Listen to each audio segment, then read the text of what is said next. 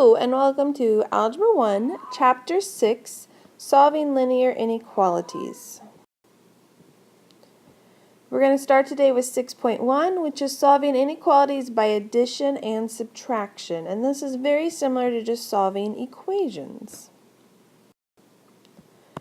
Solving inequalities by additions, we have a property that says you can add the same number to both sides of an inequality and it will remain true. So for example, if you agree that 3 is less than 5, okay, if I add the same number to both sides, let's say I add 2 to both sides, then you get 5 is less than 7, still true. So the goal of solving is just like the goal in solving an equation, is you're trying to get your variable by itself. And so how can we get s by itself? If we add 12 to both sides, okay, that cancels. Make sure they cancel. So then you're going to get s is greater than 77, and that is your answer. Okay. So a much more important thing here, because hopefully you're going to be able to solve these, is how do you check them? So to check them, you have to check an equal to case, a less than case, and a greater than case. So there's actually 3 checks. Okay, so if you get the answer x is less than 5, okay, if that's just the answer for your checks, you're going to have to check a less than 5 number, an equal to 5 number, and a greater than 5 number. So those are always your 3 cases when you check something. Okay, the other thing that we're going to do is we're going to graph the solution. And so these are going to be graphed on a number line. Okay, and you're going to use an open circle if you just have greater than or less than. You're going to use a closed circle if you have an equal to part, and then you're going to draw an arrow in the direction indicated by the inequality. So greater than would go to the right, less than would come to the left. And remember my rules for number lines, you have to have arrows on the ends.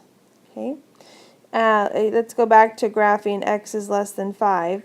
You need to have at least one number on either side of what you're plotting. So if I'm plotting 5, I at least need to have 6 and 4.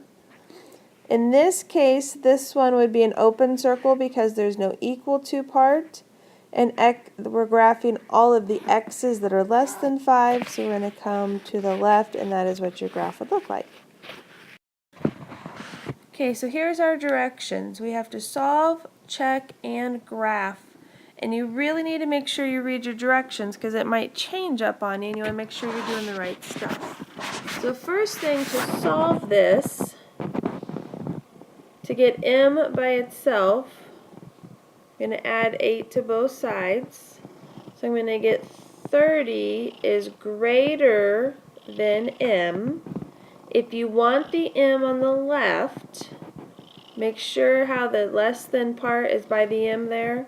It's the m is less than 30. Remember, you can read inequalities going both ways. So you can read this starting from left to right, 30 is greater than m, or from the right to the left, m is less than 30. You can read them going both ways. Alright, so there's our answer. Next, we're going to check it. Okay. So, 3 cases. We have to check a number that's less than 30. We have to check a number that's equal to 30. And we have to check a number that's greater than 30. So those are my cases. So what is a number less than 30?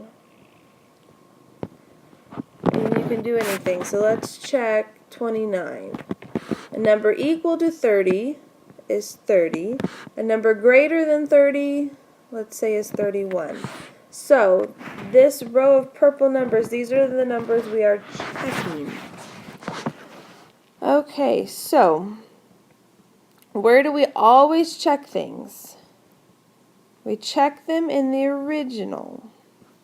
Okay, so we're going to take these numbers and we're going to plug them into this original inequality. So we're going to have 22 greater than 29 minus 8. So you plug in your variable and then you work straight down. Nothing goes to the other side. So this is going to be 22 is greater than 21. Is that true? That's true. Okay. Then we're going to check 22 greater than 30 minus 8. 22 is greater than 22. Is that true? No, that's false. Okay.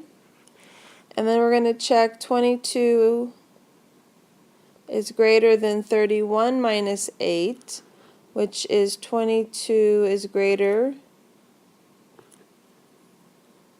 than 23. So is 22 greater than 23?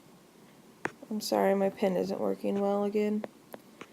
No, that is false also. So the only one that was true was the less than case, and that should match what your answer was. Okay, so that's why you check for two reasons. You're checking the number part and you're checking your inequality. Okay, so that's how you check. And then we want to graph this, so we're going to draw a number line with arrows on the ends.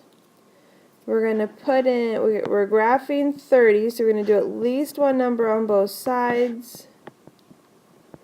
And this is going to be an open circle on 30 because there's no equal to part. And we're graphing all of the numbers that are less than 30. And so then our line comes this way. That's our less than 30 numbers.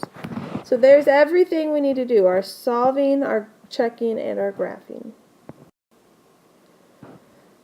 Alright, so let's try that again. So the first thing is to solve, which you'll probably figure out is kind of the easiest thing. So we're going to add 14 to both sides. D is greater than or equal to negative 5. So we have solved. Okay, so to check, we have to, our three cases, and our three cases are always less than, equal to, greater than. So we need to check a number that is less than negative 5. We need to check a number that is equal to negative 5. And we need to check a number that's greater than negative 5. So what is a number less than negative 5? We can go negative 6. A number equal to negative 5 is negative 5. And a number greater than negative 5, let's go 0. 0 is greater than negative 5. Okay, so in the original, so negative 6 minus 14 greater than or equal to negative 19. So I put it in the original equation. Negative 6 minus 19 is negative 20. Is negative 20 greater than or equal to negative 19? That is false. Negative 20 is less than negative 19. Okay? So let's try negative 5. So we have negative 5 minus 14 greater than or equal to negative 19. Is negative 19 greater than or equal to negative 19? That is true. It's equal to. Okay. And then let's try 0. So we're going to have 0 minus 14 is greater than or equal to negative 19. So is negative 14 greater than or equal to negative 19? That is true. So we ended up with two trues, okay? So the trues correspond to the equal to case and the greater than case. Those two were true. And if you come and look over here at our answer, it is greater than and it's equal to. So that's what should have happened. You're checking there really your inequality. Okay, so there's our check. Last thing to do is to graph it. So we're going to put in a number line. Doing negative 5, negative 6, negative 4. This one is a closed circle. because it has an equal to part. And I want to graph all the numbers that are greater than -5, so your arrow is coming to the right. There we go. Okay, so same principle here, but we can also subtract the same number from both sides. Has to be the same number, and you have to do it to both sides. Alright, so at 5 o'clock the temperature in Fairbanks has risen 23 degrees to a temperature that is now less than 14 degrees. What was the temperature at the beginning of the day? Graph the solution. Okay, so solve this equation.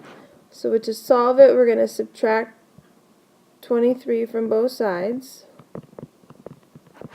So that cancels. T is less than 14 minus 23 is -9. So it looks like -9 was the temperature at the beginning of the day.